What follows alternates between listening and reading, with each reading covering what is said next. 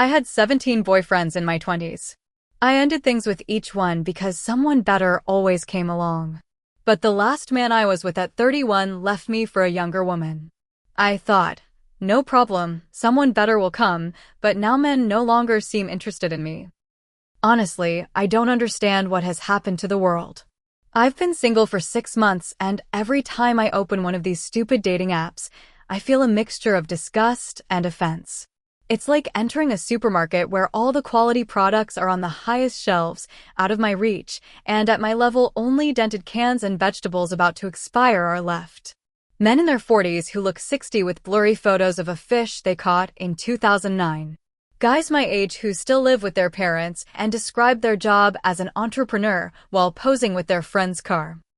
And worst of all, the overwhelming number of men who, being my age or older, specify that they are looking for someone from 22 to 28 years old. It's a bad joke. My sister mainly looks at me with a kind of condescending pity, as if this emotional desert were my fault. It is not. This is the result of a betrayal, one that I never saw coming because it simply made no sense. 6 months ago, Elias, my boyfriend of almost 3 years, the man I considered my final project, my safe harbor, sat me down on the couch that I chose and told me that it was over. He didn't cry, he didn't scream. He just looked at me with those beaten dog eyes and told me he had met someone, a girl, to be exact, a 24-year-old waitress named Clara. My first reaction was not of pain, but of a deep and absolute confusion. Elias, my Elias, the man I taught how to match a shirt with a jacket, the one who thought an expensive wine was anyone that had a cork before he met me. The man whose idea of a great date was to watch a superhero movie eating pizza from a greasy box. I had molded him, I had polished him, I turned him into the kind of man that a woman like me could present in society. He was my creation, and he was leaving me for a rough draft, for a basic and unrefined version of what a woman can become. At that moment, while he babbled something about needing something different and feeling more relaxed, I remained calm. That familiar feeling of superiority that had guided me throughout my adult life washed over me. I looked at him almost with tenderness, the way you look at a child who doesn't know what he's doing. I thought, poor thing, he's scared. He can't handle a woman like me. And the truth is, a part of me felt relieved. This was the push I needed. Clearly the universe was telling me that I had settled, that Elias was a stage, not the destination. And my mantra, my faithful companion for more than a decade, echoed in my head. No problem, someone better will come along. I was so sure of it. I gave myself a month of mourning, which was actually a month of spas, shopping, and dinners with friends, where I narrated the story of my breakup as a tragicomic anecdote about the male midlife crisis. They all agreed with me. He's an idiot, they said. He doesn't know what he lost.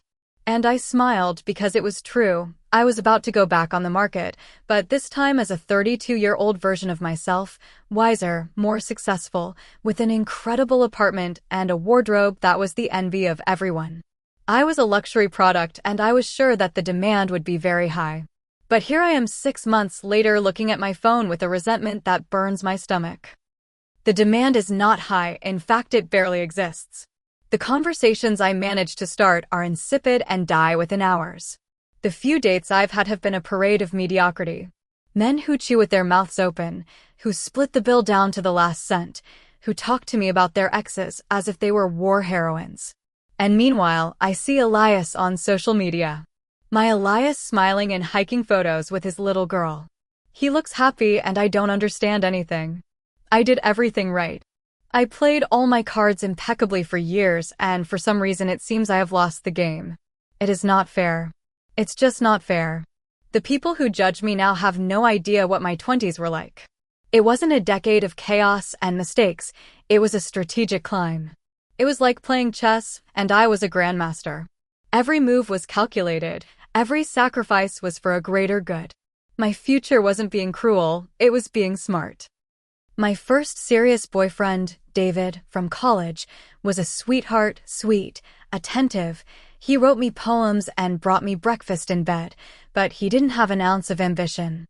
His dream was to stay in our hometown, teach history at the high school, and live a small, predictable life. I really loved him, but his lack of drive was like an anchor. Leaving him broke my heart, but it was a business decision. Either I would sink one day with him, or I would cut the rope and start swimming towards where the big ships were. And so I did. The next one was Javier, whom I met at my first corporate job. He was everything David was not: ambitious, with a 5-year plan and a salary to back it up. It was an instant upgrade. We went from picnics in the park to dinners at Michelin-starred restaurants. I felt powerful by his side. The problem is that Javier lived for his work. Our conversations revolved around his promotions, his bonuses, the idiots in his office. It was like dating a PowerPoint. The passion faded and was replaced by an efficient but empty routine.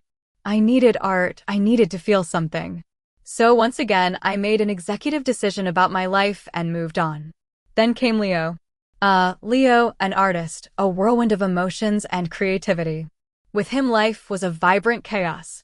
We would paint at 3 a.m, take road trips with no destination, and talk about philosophy until dawn. He gave me back the soul that Javier had taken from me. But of course, the soul doesn't pay the bills. Leo was a financial disaster, a child in a man's body who expected the world to adapt to his genius. I paid the rent. I took care of the practical things while he searched for inspiration. I loved him, but love cannot survive on admiration and overdrafts alone. I needed stability. I needed an adult, and Leo was not one. Each breakup was a lesson, each boyfriend a stepping stone. David taught me that love is not enough without ambition. Javier taught me that ambition is not enough without passion. Leo taught me that passion is not enough without maturity. I didn't use them, I outgrew them. It is the natural law of life, no evolution. I was evolving, becoming a more complete version of myself, and I needed a partner who was at my level at each new stage.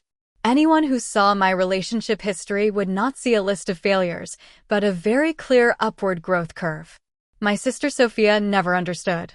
She met her husband in college, and there she remained, stuck in that simple and boring happiness that people confuse with success. Every time I ended a relationship, she would look at me with that face of feigned concern. "Laura, you can't keep treating people as if they were seasonal accessories," she told me once. "One day you're going to end up alone." I would laugh.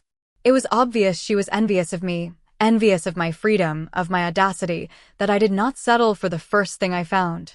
She chose security, I chose greatness. Her opinion was irrelevant, the background noise of someone who is afraid to truly live. I look back and I regret nothing. Every decision led me to be who I am. Every man was a necessary chapter in my biography. I was not being ruthless. I was curating my own life, eliminating what did not fit, what held me back. I was the CEO of my own destiny, and after a decade of promotions, mergers, and acquisitions in my love life, I was ready for the final partner, the one who would consolidate my empire. Someone stable, mature, who would adore me, someone who understood the value of everything I had built. I believed that person was Elias. How wrong I was. I met Elias at the wedding of a mutual friend. He was sitting at my table, a pleasant-looking software engineer with a shy smile. It wasn't love at first sight, there were no fireworks, it was more of a quiet evaluation. He was stable, he had a good job, he owned his apartment, and he spoke of his family with affection. He wasn't the most exciting man in the room, but he radiated a quality that in my 30s I began to value above all else. Security, he was good material. He was the sensible choice after a decade of experiments. Our relationship developed with a predictable ease. He was from the beginning completely fascinated with me. He loved my stories about my travels, my high-profile job in marketing, my opinions on art and politics. I was a new and brilliant world for him, and I have to admit, loved being his guide. I brought him out of his shell. I took him to art galleries. I introduced him to my friends, who were much more interesting than his. I made him a list of books he had to read and movies he couldn't have not seen. He absorbed it all like a grateful sponge. I became his project, and he, in return, gave me the calm I longed for. With Elias, there was no drama. He was a good, kind, and decent man. He adored me in an unconditional way that none of my more exciting exes had managed. He remembered our anniversary. He bought me my favorite coffee without me asking, and he listened to my complaints about work with infinite patience. It was comfortable. It was like coming home after a long trip and putting on your favorite slippers. Maybe they weren't the prettiest, but they were what you needed. Sometimes a small voice in my head would whisper doubts. Was this real love, or was it a convenient arrangement? My friends talked about their husbands with a passion that I did not feel. I spoke of Elias with affection, yes, but also with the pride of a mentor speaking of his most promising pupil. When someone asked me if I was in love, I would respond with a rehearsed smile. Love at this age is different. It is a partnership, a team. And I believed it. I convinced myself that this was maturity, the smart choice over youthful impulse. I planned our future with the same precision with which I managed a marketing campaign. The house we would buy in the suburbs, the annual vacations to exotic destinations that I would choose, even the names of our future children. Elias agreed with everything. His lack of opinion, which at first seemed like a blessing, sometimes irritated me. "Don't you care about anything?" I asked him once, frustrated. He just smiled and said, "I trust your taste, Laura. You always choose the best." And that answer reassured me. Of course I did. I was the expert. He was the lucky beneficiary of my experience. In my mind, our relationship was a fair deal. I offered him a world of sophistication, culture, and ambition that he would never have known on his own. I was elevating him. In return, he gave me stability, devotion, and a blank canvas on which I could paint our perfect life. He was very, very lucky to have found me. It was a safe investment for him, a first-class ticket to a better life. That is why the idea of him voluntarily deciding to get off that train to get on a public bus with a 24-year-old girl is still to this day something that my brain is unable to process. It is illogical. It is a monumental miscalculation. His mistake, not mine. The night everything fell apart, the air in the apartment felt heavy. Elias had been quiet during dinner, picking at the food I had spent an hour preparing. I attributed it to the stress of his job. "Tough day, huh?" I said, trying to start a conversation. He just nodded with his gaze lost on his plate. It was then that I knew something was wrong, but my first thought was of irritation. Great. Now it was my turn to play therapist and force out of him what was wrong. Finally, he pushed his plate away and looked at me. His face had an expression of exhaustion I had never seen on him. "Laura, we have to talk," he said. And my heart didn't race with fear, but prepared for battle. I was about to hear a stupid complaint about something I had said or done. I leaned back in my chair, crossing my arms, ready to dismantle his arguments one by one. "I feel like I'm never enough for you," he began, and my mind immediately went on the defensive. He wasn't enough, but I had made him so much more than what he was. "I feel like I'm always on trial, as if you're constantly grading me. The clothes I wear, the jokes I make, the friends I have, everything." As he spoke, I wasn't listening to his pain, I was listening to his weakness. Poor Elias, so insecure, he felt intimidated by me. It was a classic problem. Instead of rising to my level, he felt small next to me and he blamed me. For that, I tried to be magnanimous. "Elias, that's not true. I just want what's best for you, for us. I'm helping you reach your potential." The word helping came out of my mouth with absolute naturalness, but instead of calming him, it seemed to sink him further. He shook his head slowly. "No, Laura, you're not helping me, you're changing me. And I don't know who I am anymore. I just know that I'm tired, very tired." And then he dropped the bomb. "I've met someone. Her name is Clara." The name floated in the air between us. Clara. It sounded young, simple. "Who is Clara?"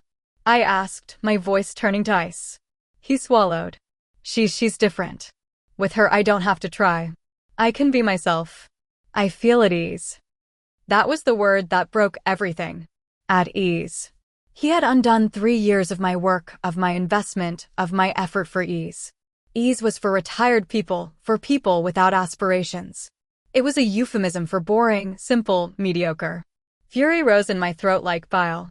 At ease, is that what you want?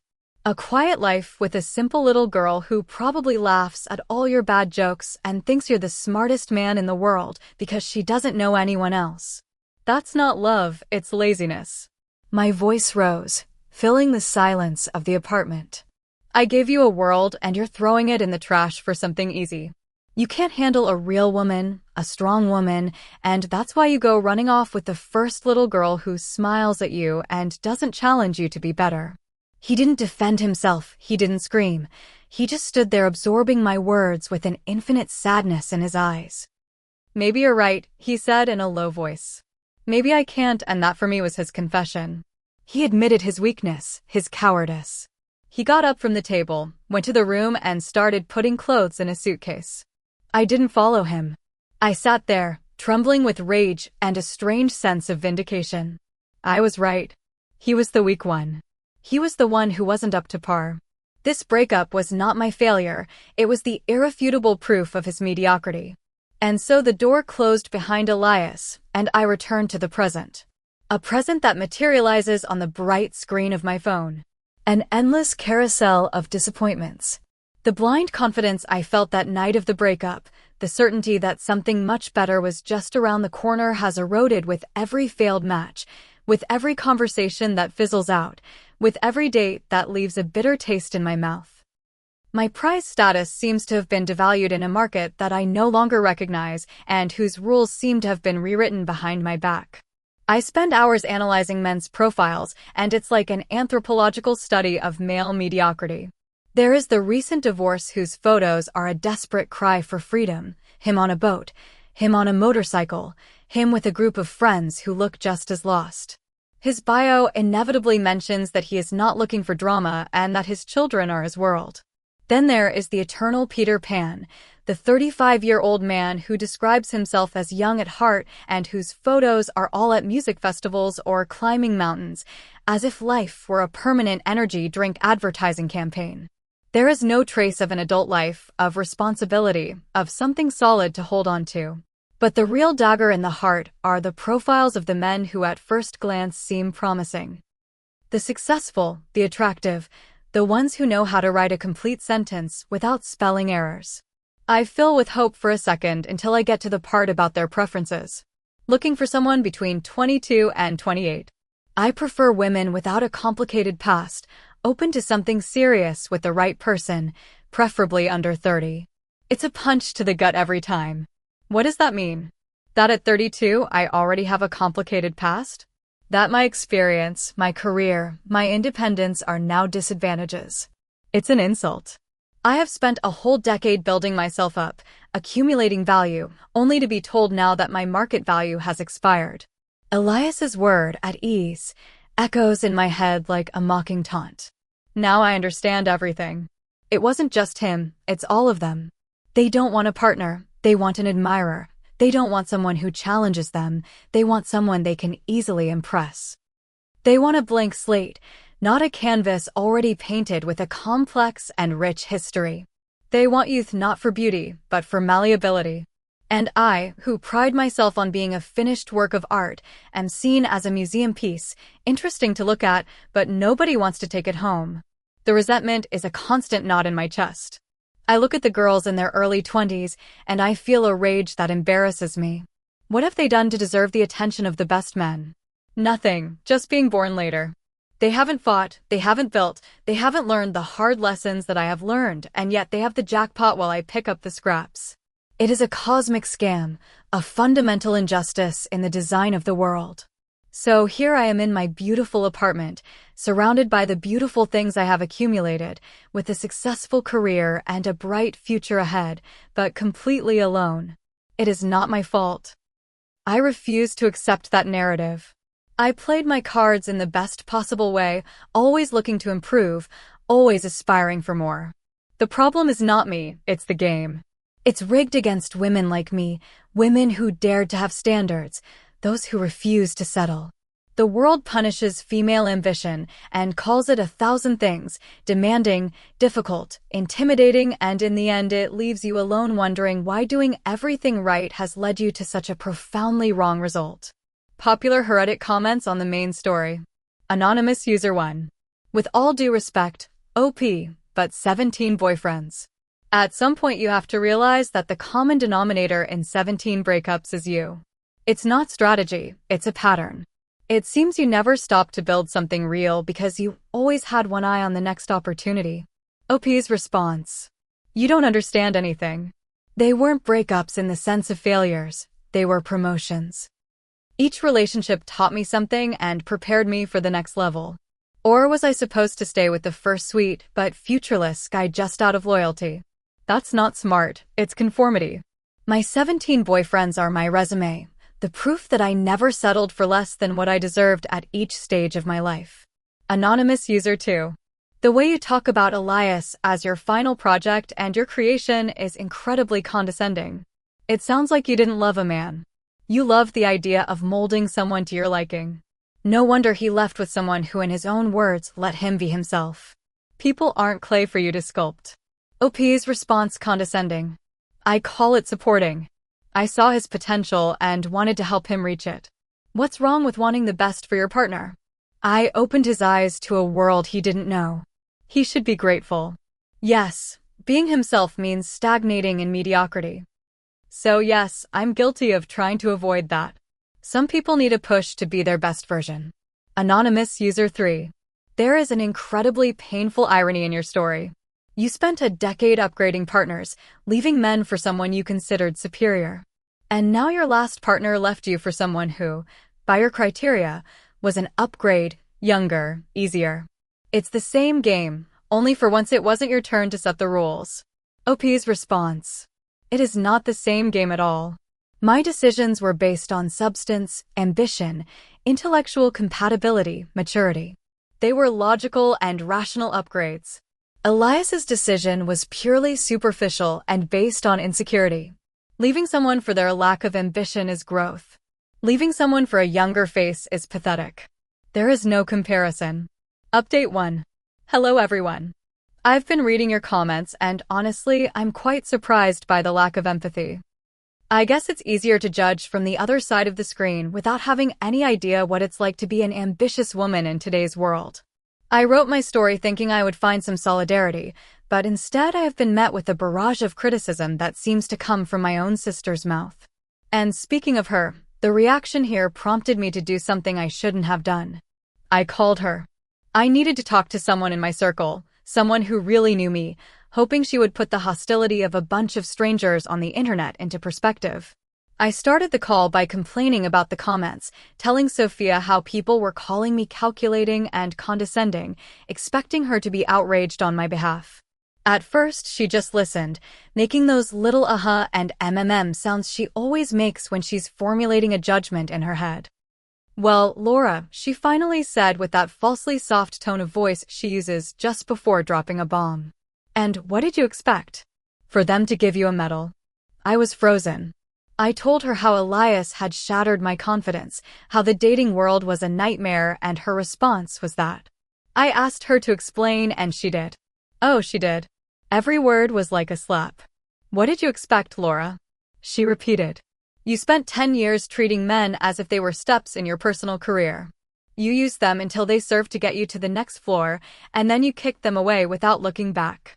Now you complain because someone used you as a step to reach their own happiness.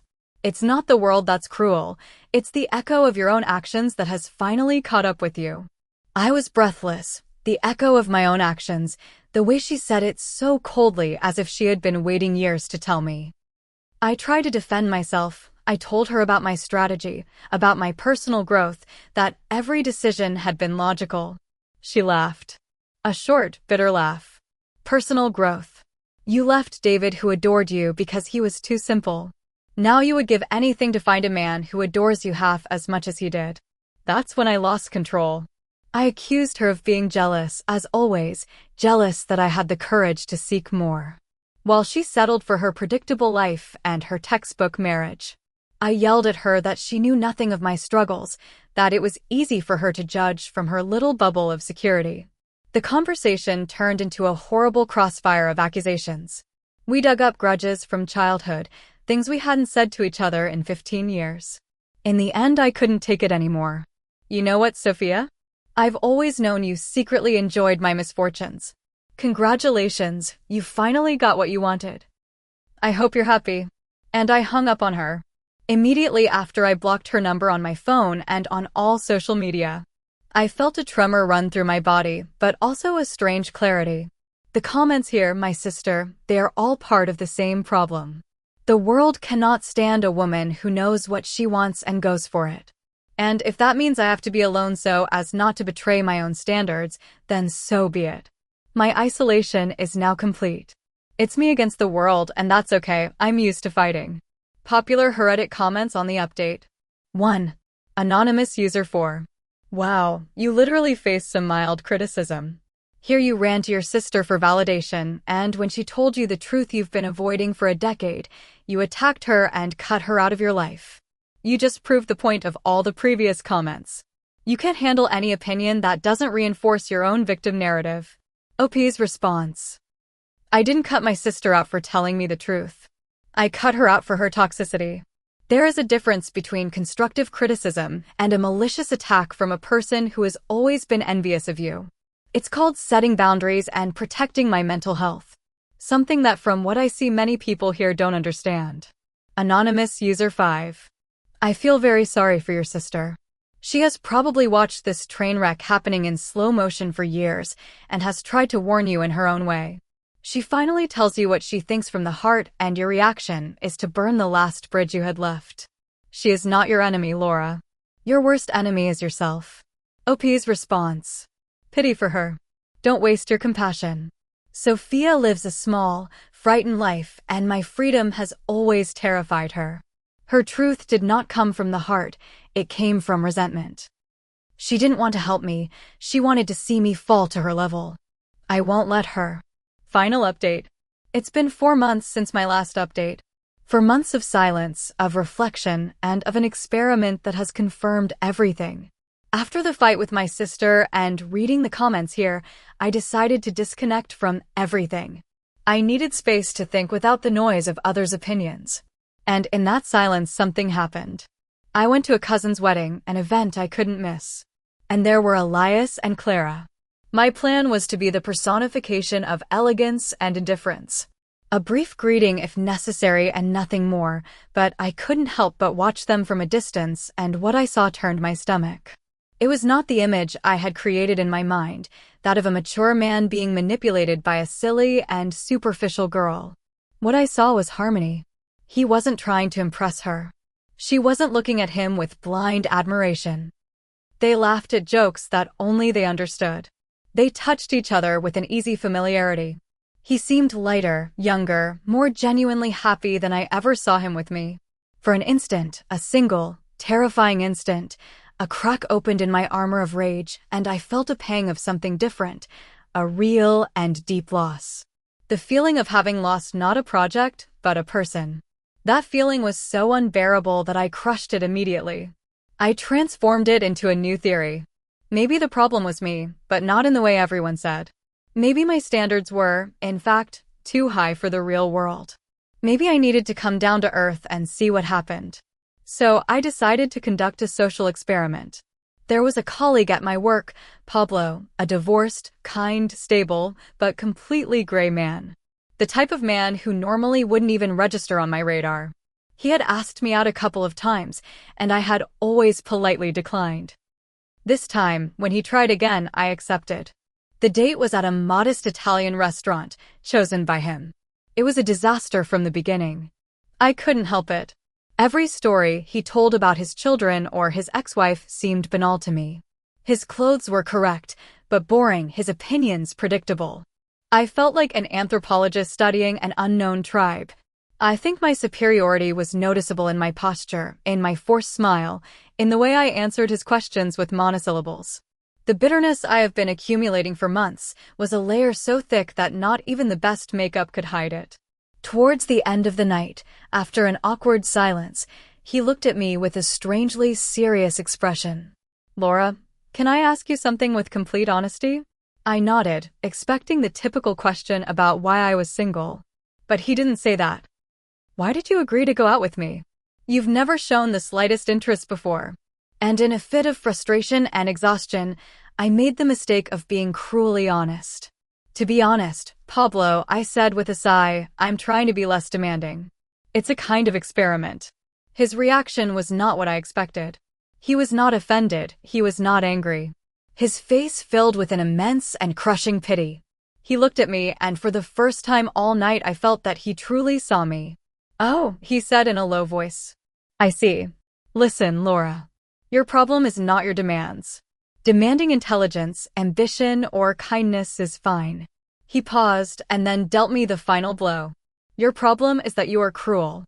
You talk about people, about your exes, even about me right now, as if we were products on a shelf that have or have not passed your quality control. I think you're going to be alone for a long time." That phrase, "you're going to be alone for a long time," said without malice, like a simple medical diagnosis, it broke me, but not in the way you think. It didn't make me run home to cry and rethink my life. No. It filled me with a glacial calm, an absolute certainty. He was right, but for the wrong reasons. I will be alone, yes, but not because I am cruel. I will be alone because I refuse to participate in this mediocre game. I will be alone because my value, as he rightly said, cannot be measured by people like him, or like Elias, or like my sister. So I have made a decision. I quit, I'm giving up dating, deleting the apps. My loneliness is no longer a circumstance, it is a choice. It is the self-imposed exile of someone who has seen what the world has to offer and has politely decided that she is not interested. I am too much for this world. My story is not a tragedy. It is the proof that there are levels of excellence that the majority simply cannot comprehend, much less equal. And I have made my peace with that. I prefer to reign alone in my castle than to beg for a place in their villages. Popular heretic comments on the final update. Anonymous User 6. You were so close, so incredibly close to understanding it all when you saw your ex. You felt that pang of truth, and instead of exploring it, you ran in the opposite direction and built an even taller wall. It's really sad. Some people prefer to be right than to be happy. OP's response. There's nothing to understand. I saw a man who chose comfort over greatness. It reaffirmed me on my path. And my happiness does not depend on a man's validation. My happiness is my independence and my refusal to lower my standards. Maybe you should try it sometime. Anonymous User 7, your problem is that you are cruel. The guy from your date nailed it. That's the whole story in 6 words. Everything else, the 17 relationships, the fight with your sister, your resentment, it all stems from there. End of story. OP's response. What you call cruelty, I call radical honesty. We live in a society of the offended where telling the unadorned truth is considered a crime. It's not my problem that people are too fragile to handle it. Anonymous User 8. The final irony is that in your constant search for the best, you became the worst version of yourself and were left with nothing. You have created a narrative in which you are an exiled queen, but the reality is that you are just a very lonely person who has pushed everyone away. I hope one day you find true peace. OP's response. Thank you for your false compassion. I have shared my story here and have received exactly what I expected. Judgments from small minds. I'm going to delete this post. Clearly, this is not a forum for women who dare to be more. To the other strong women reading this, don't let them make you feel small. Your worth is not defined by them.